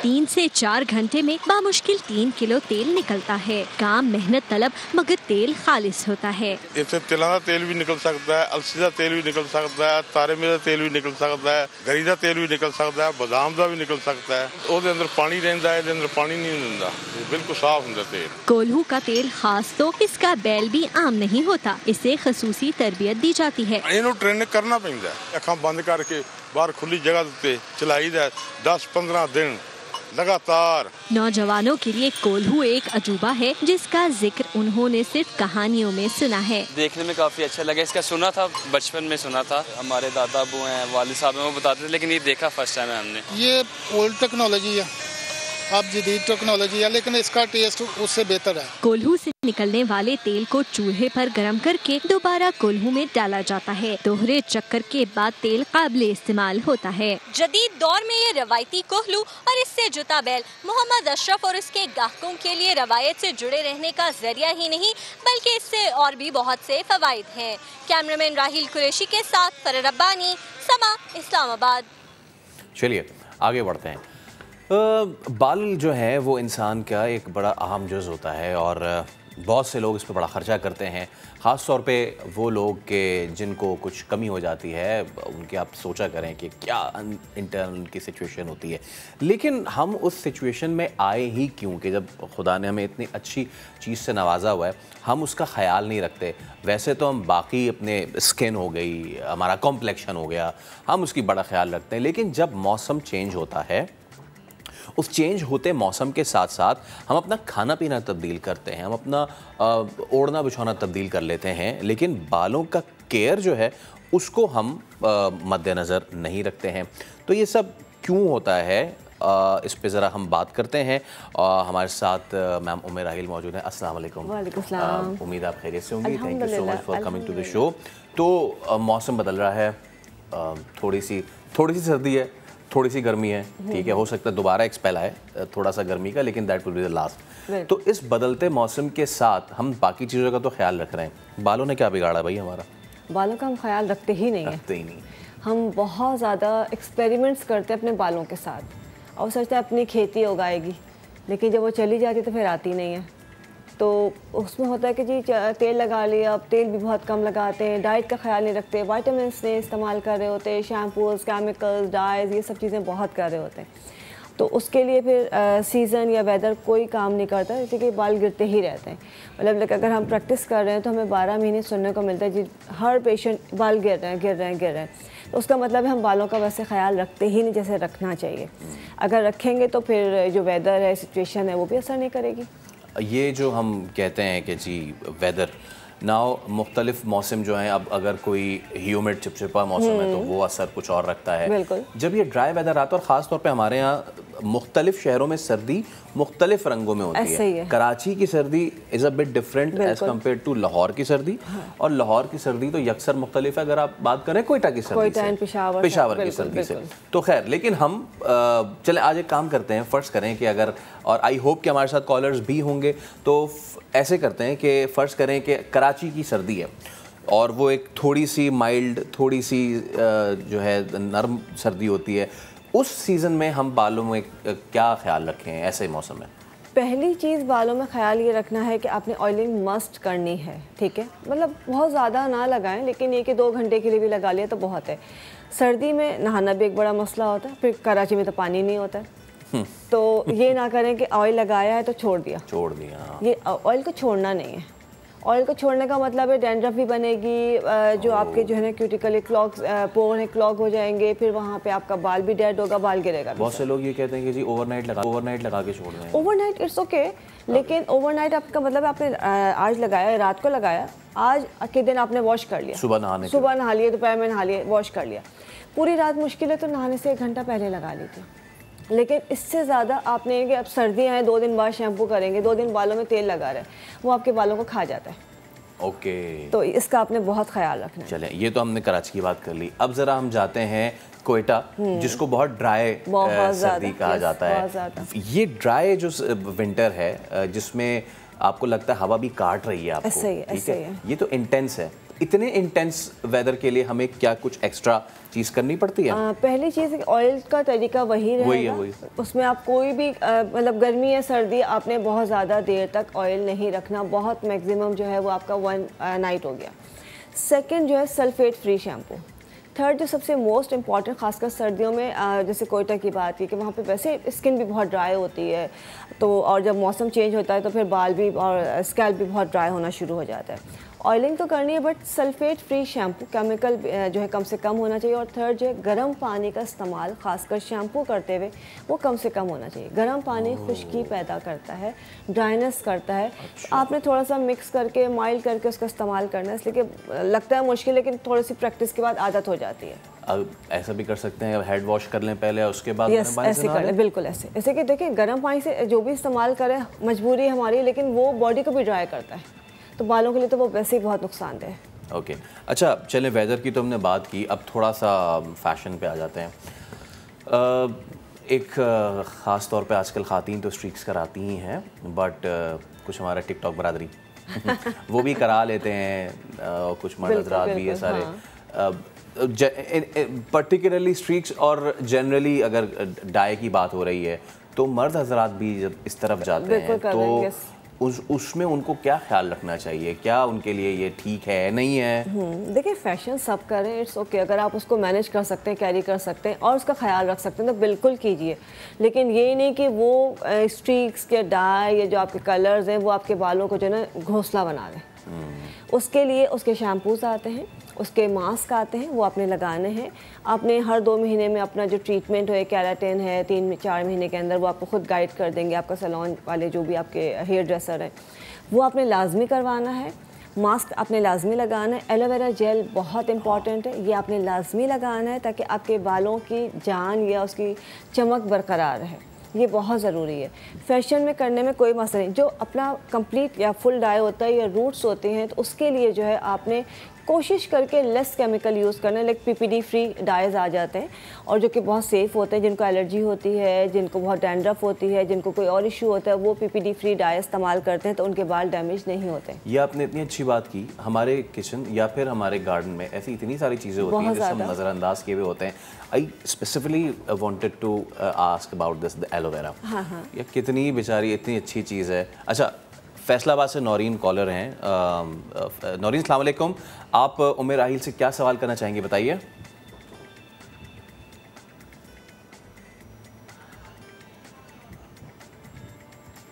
अच्छा नौरीन, अगर आप अपनी टीवी का वॉल्यूम कम कर लें तो हम आपको बेहतर सुन सकेंगे। Will try to resolve the issue. ये आप नंबर भी देख रहे हैं, हमारा नंबर फ्लैश हो रहा है, तो आपके बालों के साथ अगर कोई मसला है, भाई नहीं भी है अगर कोई मसला, और अगर आप उसको हेल्दी रखना चाहते हैं तो प्लीज़ ये बंदी हमारे साथ बैठी हुई है and she is the right person to talk about it. जी, तो हम बात कर रहे थे जी एलोवेरा। अच्छा, right from drinking to eating and to applying it, ठीक है, ये कितनी अच्छी चीज़ है। स्किन के हवाले से तो बड़ी अच्छी चीज़ है। ये स्कैल्प के लिए कितना अच्छा है, इस्तेमाल कैसे करना है? सर से लेके पैर तक हर चीज़ के लिए अच्छा है। Yes. आप लगा भी सकते हैं, आप पी भी सकते हैं, आप लगाएं भी, पिएं भी, खाएं भी, ठीक है। आपके सिर्फ स्किन नहीं, आपके पूरी बॉडी के जो ऑर्गन्स हैं, आपके चाहे जॉइंट्स हैं, चाहे आपके बालों का मसला है, आपकी आईज का इशू है, हर चीज़ के लिए फ़ायदेमंद है। तरीका इस्तेमाल डिफरेंट है। तो अभी हम बालों की बात कर रहे हैं, तो उसमें यह है कि बालों की डैंड्रफ के लिए, बालों की जो आपका बाल फ्रेज हो गया उसके लिए, आपके बालों की शाइन के लिए, ग्लॉस के लिए बेस्ट चीज़ है। डायरेक्ट आप अप्लाई कर सकते हैं, कोई मसला नहीं है। डायरेक्ट लगाना मुश्किल है, मैं तरीका भी आपको बताऊंगी किस तरह रखना है। अच्छा, अब हम मर्दों की बात कर रहे हैं, तो लाहौर से अबरार ने हमें ज्वाइन किया जी। अबरार, अस्सलाम वालेकुम, क्या पूछना चाहेंगे, बताइए। वालेकुम अस्सलाम सर, क्या हाल है? Fine shine. Abrar ji sir, ये मैंने बालों के बारे में सर आपसे इंफॉर्मेशन लेनी थी। सर मेरे बाल जो है ना बहुत ज़्यादा खुश्की बहुत ज़्यादा है और ड्राई बहुत ज़्यादा है। मैंने बहुत से शैम्पू यूज़ किए हैं सर, लेकिन उनके बावजूद जो हैं वो मेरे बाल ठीक नहीं होते सर। इसी तरह रहते हैं जैसे घोंसला बना हुआ है और उजड़े उजड़े से रहते हैं, लेकिन इनका हल बता दीजिए। चलिए, इस उजड़े उजड़े को अब आबाद करते हैं जी। मेरा अच्छा, पहली चीज़ ये कि बहुत सारे शैम्पूज़ यूज़ किए हैं, डैंड्रफ ख़त्म होगी फिर आ जाएगी, इसलिए कि फिर हमें शैम्पू भी तो बेचना है।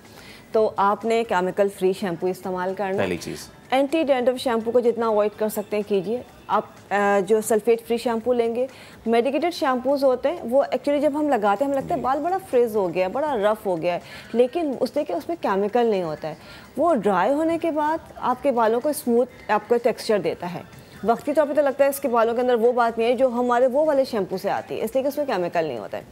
दूसरी चीज़, इसमें एलोवेरा जेल आपने लाजमी लगाना है शैम्पू से पहले। तीसरी चीज़, जो इनकी कंडीशन है कि बहुत खुश्की भी है, उसके अंदर बहुत रफनेस भी है, तो एक पका हुआ केला, बिल्कुल बहुत राइप जिसे कहते हैं बनाना, और बिल्कुल गला हुआ जो होता है, और उसके अंदर थोड़ा सा मेयोनीज़ आप ऐड कर लीजिए। ये दो चीज़ें बेस्ट हैं। उसमें आपने जो अपने पूरे स्कैल्प में लगा के इसका मसाज करना है, एंड्स तक लगाना है, उसको आप मैश कर लें पूरा, और पूरा पेस्ट बना लें और उसको कर लें। और अगर बहुत ज़्यादा डैंड्रफ है तो उसमें थोड़ी सी काली मिर्च डाल दें। ठीक है जी। लाहौर से मरियम, लाहौर से मरियम हमारे साथ मौजूद है। मरियम, अस्सलाम वालेकुम, बताइए क्या सवाल है आपका? वालेकुम अस्सलाम। मुझे डॉक्टर से ये पूछते हैं, मेरे बालों में डैंड्रफ बहुत ज़्यादा है। ठीक है। और मरियम, ये किसी स्पेसिफिक वेदर में होता है या हमेशा रहता है?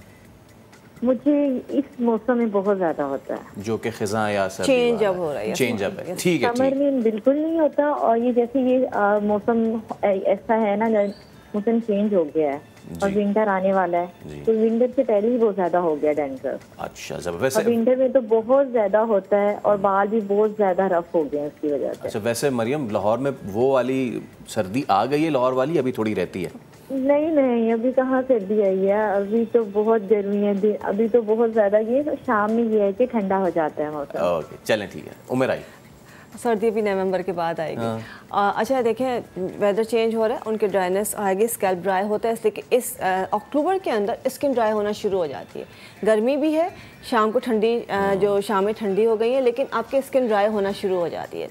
तो इस तरह से आपका स्कैल्प भी ड्राई होना शुरू हो जाता है, हम पानी भी गर्म पे आ जाते हैं, तो लाजमी आपकी डैंड्रफ बनती है। पानी का इंटेक आपने प्रॉपर करना है, हम पानी की पीना भी कम कर देते हैं कि प्यास भी कम लगती है। सर्दी है, क्या करेंगे? बिल्कुल, आपकी बॉडी जब डिहाइड्रेट होती है तो आपके डैंड्रफ बनना शुरू हो जाती है, इसका आपने ख्याल रखना है। ऑयल हमेशा थोड़ा सा नीम गर्म करके लगाएं ताकि अच्छी तरह से उसकी पेनिट्रेशन हो जाए, और वो जब पेनिट्रेट होगा तो वो आपको रिजल्ट बहुत अच्छा देगा।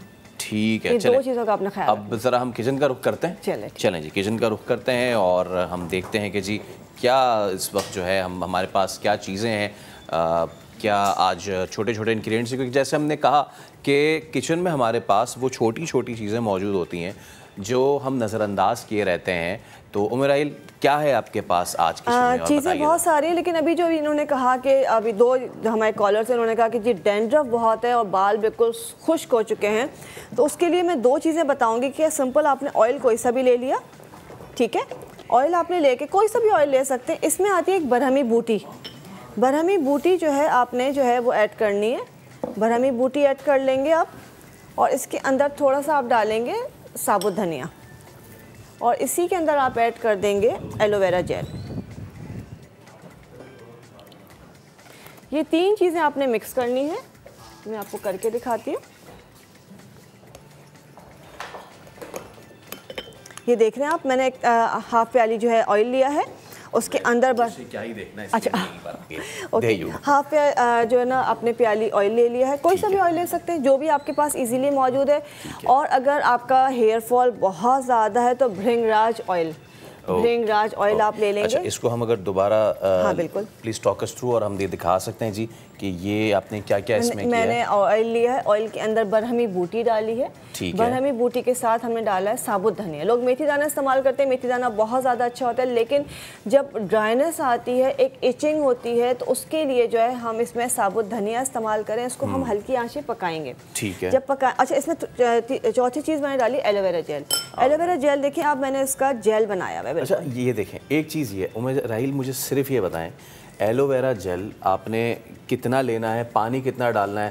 सर आई हैव ट्राइड, लेकिन वो बिल्कुल ये जेल आप देख रहे हैं ना, हाँ। ये बिल्कुल जेल की तरह है। शो ये वाकई जेल लग रहा है, ये वाकई जेल लग रहा है, तो मेरा जेल बनता ही नहीं है, नहीं, उसकी वो बिल्कुल पानी हो जाता है बिल्कुल। अच्छा, उसमें पानी नहीं डालना है, आपने सिर्फ पत्ता काट के उसका जेल निकालना है। ठीक है, जेल निकालने के बाद आपने उसको ब्लेंडर में डाला या बीटर तो उसके साथ बीट कर लिया, बड़ा अच्छा बीट हो जाता है, वरना ब्लेंडर में डाल के चला दिया, ये आपका जेल तैयार हो गया। इस तरह से आपका जेल आप इसको फ्रिज में भी रख सकते हैं, पानी नहीं डालेंगे वो फिर पानी बन जाएगा।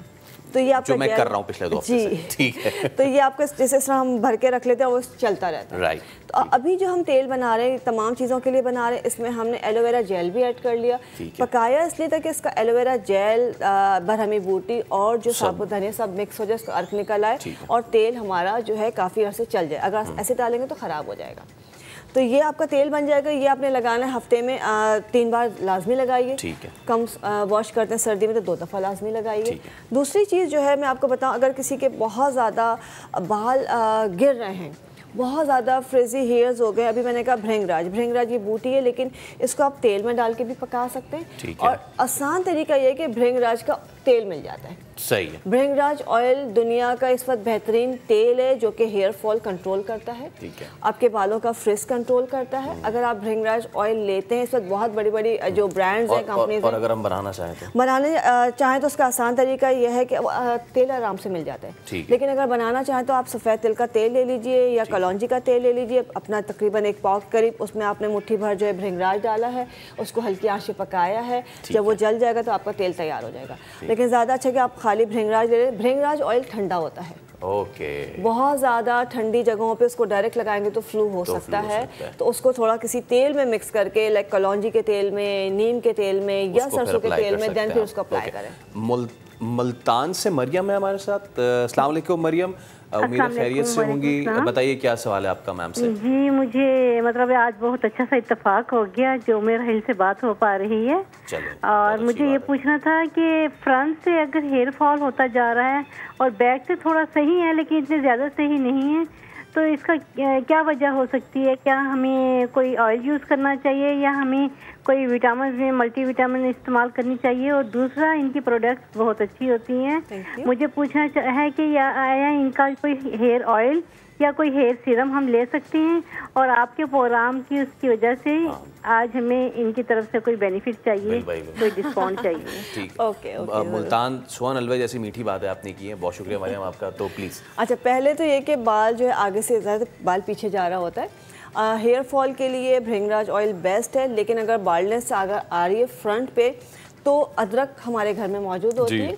थोड़े से अदरक का टुकड़ा लीजिए, थोड़ी सी प्याज लीजिए, इन दोनों को मिक्स करके इसका जूस निकाल लीजिए। मतलब आप इसको इसका ब्लेंड करके इसका जूस निकाल के आपने फ्रंट पे लगाना है।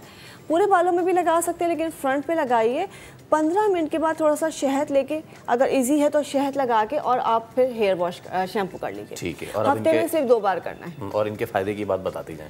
अच्छा, इनके फ़ायदे की तमाम चीज़ें आपको मिल जाएंगी, आप इस्तेमाल कर सकते हैं। और आपको फ़ायदा ये कि अगर आप समा के रेफरेंस से, नया दिन के रेफरेंस से आप कॉल करके ऑर्डर करती है तो उस पर आपको 20% आज की डेट में डिस्काउंट मिल जाएगा। क्या बात है, थैंक यू सो मच मेहर, बहुत शुक्रिया आपका। तो उम्मीद है कि अफाका होगा। अभी एक ब्रेक ले रहे हैं, ब्रेक के बाद हाजिर होंगे कुछ मजीद बातें आपके साथ शेयर करने के लिए। स्टे विद अस।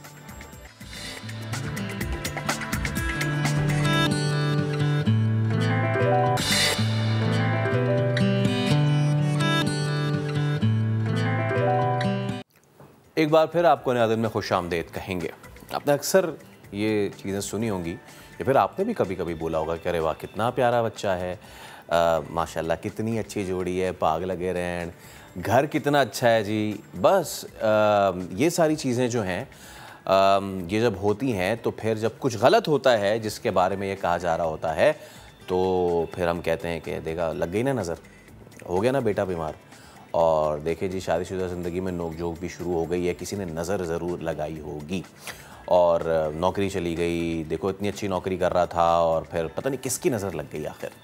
गाड़ी जो है मेरे पास इतनी अच्छी थी और मुझे बेचनी पड़ गई, एक्सीडेंट हो गया।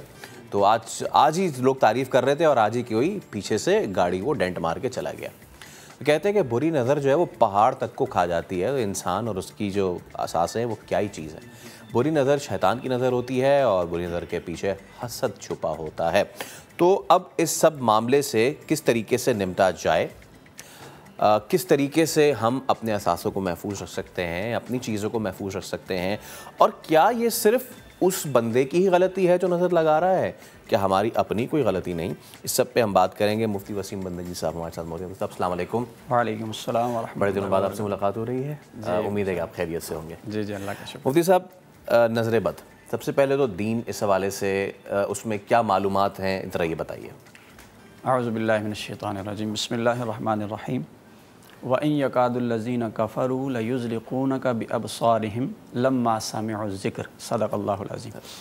देखिए, ये नज़र बद का जो तसव्वुर है ये ज़माना क़दीम से चला आ रहा है, मुख्तलिफ़ अक़वाम में पाया जाता है। सवाल ये है कि आया इस्लाम इसके बारे में क्या कहता है, क्या ये कुछ है भी इसकी हकीकत या महज़ एक वहम है, तख़य्युलात हैं या कोई बदगुमानी है। हदीस पाक के अंदर आता है कि अल आइनु हक़्क़ुन, फरमाया नज़र बद ये बरहक़ है, यानी होती है। और यहाँ तक फरमाया कि अगर कोई चीज़ तकदीर पर सबक़त ले जाती तो वो नज़र होती, यानी तकदीर तो वो है जो आपके बारे में लिख दी गई है, लेकिन उससे भी ऊपर की अगर कोई चीज़ हो सकती थी मामलात को बदलने वाली तो वो नज़र हो सकती थी।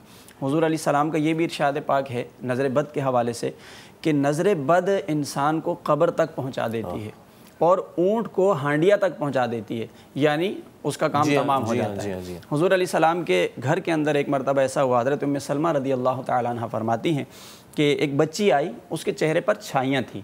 हुज़ूर अलैहिस्सलाम ने देखा तो फरमाया कि इस बच्ची को नज़र लगी हुई है, यानी गोया कि नज़र लगने से इसके ऊपर ये बीमारी के असरात हैं। फरमाया इसको कुछ दम वग़ैरह करो।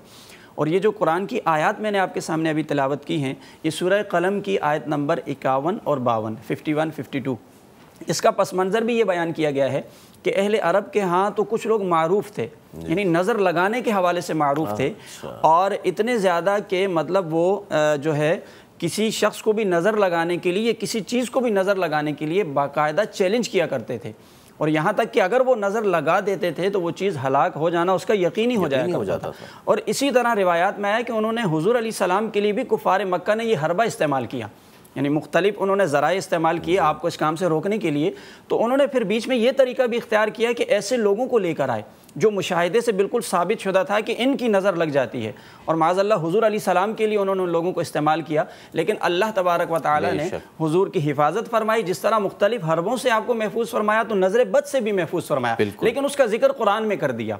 ये जो आयत है वइन यकादुल्लज़ीना कफ़रू लयुज़लिक़ूनका बिअबसारिहिम लम्मा समिअु ज़िक्र, फरमाया जब कुरान सुनते हैं ये कुफ़ार मक्का तो ये हासिद लोग नज़र बद से ये चाहते हैं महबूब कि आपको बिल्कुल गिरा दें, ख़त्म कर दें, लेकिन अल्लाह ने बहरहाल आपकी हिफाजत फरमाई। तो इस्लाम का नुक्ता नज़र ये हुआ कि नज़र लग जाती है। अच्छा, और नज़र बद लगती है और उसकी तासीर भी है, वो मौसर भी है। अच्छा, अब इससे बचा कैसे जाए? बचा कैसे जाए, ये बहुत अहम सवाल है। देखिए इसके अंदर फिर मुख्तलिफ चीज़ें हैं। पहली बात तो ये है कि नज़र लगी किस चीज़ को है। इसमें कुछ तो टोटके भी होते हैं जो हमारे यहाँ इस्तेमाल किए जाते हैं, कुछ कुरान और अहादीस की आयात और रिवायात भी हैं। तो सबसे पहली चीज़ जो मैं जिक्र करना चाहूँगा, मेरे ख्याल से जितने भी नाजरीन हैं इस बात को वो नोट कर लें, क्योंकि ये बहुत अहम तरीन बात है। बुखारी शरीफ की हदीस पाक है, बिल्कुल चंद कलिमात हैं, 3-4 कलिमात हैं। हुज़ूर अलैहिस्सलाम फरमाते हैं कि हज़रत इब्राहीम अलैहिस्सलाम, अब देखिए कलिमात कहाँ से आ रहे हैं। इब्राहीम अलैहिस्सलाम अपने साहबजादों को हज़रत इस्माईल, हज़रत इसहाक़, ये दोनों अल्लाह के पैगम्बर हैं, इनको दम किया करते थे नज़र बद के ऊपर। और हुजूर अपने नवासे हज़रत इमाम हसन, इमाम हुसैन को भी इन्हीं कलिमात से दम करते थे। ये कलिमात बुखारी शरीफ के अंदर आए हैं। ये कितने मौसर हैं, कितने मुजर्रब हैं, आप अंदाज़ा लगा लें कि इनको जलीलुल क़दर अम्बिया ने इस्तेमाल किया, फिर इमामुल अम्बिया ने भी। अच्छा, वो कलिमात क्या हैं? बहुत ही मुख्तसर, अऊज़ु बिकलिमातिल्लाहि ताम्मा मिन शर्रि कुल्लि हाम्मा व ऐनिल लाम्मा। बस ये मुख्तसर से कलिमात हैं। अगर इसको नोट कर लिया जाए, ये 7 मरतबा पढ़कर अगर आप दम करेंगे, जितनी भी बुरी नज़र लगी होगी वो नज़र ख़त्म हो जाएगी, उसकी तासीर ख़त्म हो जाएगी। अच्छा, इसके अंदर और भी बहुत से तरीक़े हैं। मिसाल के तौर पर ये सूरह कलम जो मैंने पढ़ी, अगर ये कलिमात कोई याद नहीं रख सकता है, हज़रत हसन रदी अल्लाह तआला अन्हु और बहुत से औलियाए कामिलीन और उलमाए आलिमीन ने इन आयात के बारे में लिखा है कि सूरह कलम की आयत नंबर 51 और 52, ये दोनों आयात अगर 3 मरतबा पढ़कर दम कर दिया जाए तो उससे भी नज़र बद बिल्कुल ख़त्म हो जाती है। और एक टोटके के तौर पर भी एक चीज़ बता देता हूँ जो कि रिवायात में भी बयान की गई। एक सहाबी थे, बदरी सहाबी हैं, हज़रत आमिर बिन रबिया रदी अल्लाह तआला अन्हु। उन्होंने एक दूसरे सहाबी को देखा कि वो गुस्ल कर रहे थे, कमीज़ उतारी हुई थी। हज़रत सुहैल बिन हनीफ रदी अल्लाह तआला अन्हु बड़े खूबसूरत थे। उनके खूबसूरत जिस्म को जब देखा तो बस देख कर वो आँखें गहरी नज़र डाली, तो उन्हें ऐसी नज़र लगी कि वो बिल्कुल गिर गए और ऐसे शदीद बीमार हो गए। जब ये वाक़या हुज़ूर अलैहिस्सलाम तक पहुँचा तो आप अलैहिस्सलाम ने फरमाया कि देखो, जब भी किसी खूबसूरत चीज़ को देखा करो तो उसे ख़त्म करने के दर पे नहीं हुआ करो, बल्कि उसके लिए बरकत की दुआ किया करो। अब ये देखने वाले के लिए भी हो गया कि जब आप किसी खूबसूरत चीज़ को देखें, अगर आपके अंदर हसद नहीं है, आप मोहब्बत की निगाह डाल रहे हैं, तो आप उसके लिए बरकत के कलिमात अदा करें ताकि वो नज़र बद से महफूज हो जाए।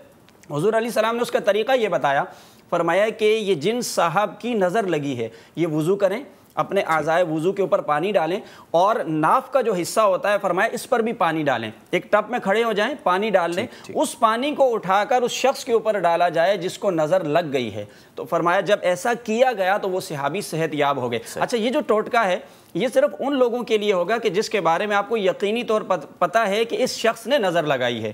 यानी जिसकी नज़र लगी है वो आज़ाए वज़ू पर पानी डालेगा और उसके बाद वो पानी आप उस नज़र बद वाले शख्स पे डालेंगे, उसकी वो तकलीफ दूर हो जाएगी। ठीक है। अच्छा, जाहिदा है हमारे साथ कॉलर कराची से। अस्सलाम वालेकुम जाहिदा, बताइए क्या सवाल है आपका मुफ्ती साहब से?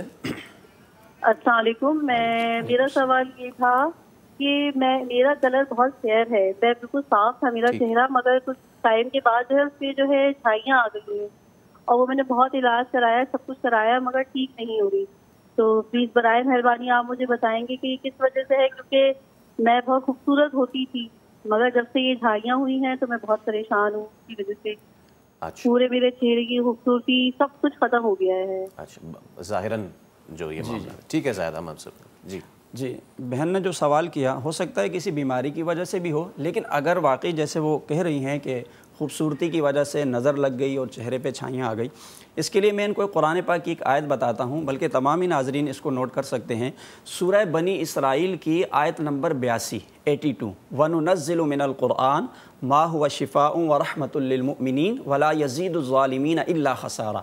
इस आयत मुक़द्दसा को औलियाए कामिलीन ने फरमाया अगर 3 मरतबा पढ़ के पानी पे दम करके थोड़ा पी भी लिया जाए और थोड़ा उसका छिड़काव कर लिया जाए, अब चाहे वो बंदा हो या घर भी हो सकता है, गाड़ी, आपकी दुकान, कोई भी चीज़ हो सकती है जिसको नज़र लग गई है या आपको ये इम्कान है कि ये नज़र में आ जाएगी, तो ये पानी अगर पढ़ के उस पर छिड़काव कर दें 3 दिन के लिए और थोड़ा सा उसमें से अगर कोई बंदा है वो पी भी ले तो इंशाअल्लाह ये तकलीफ़ रफ़ा हो जाएगी। अच्छा मुफ्ती साहब, एक चीज़ और, हमने ये तो चीज़ें देखी कि ज़ाहिर सी बात है कुरान में वो तासीर है जो बड़ी से बड़ी बीमारी को भी ख़त्म कर दे, लेकिन कुछ हमारे अपने अंदर भी कुछ बीमारियाँ हैं और उसमें से एक बहुत बड़ी है नमूदो नुमाइश की।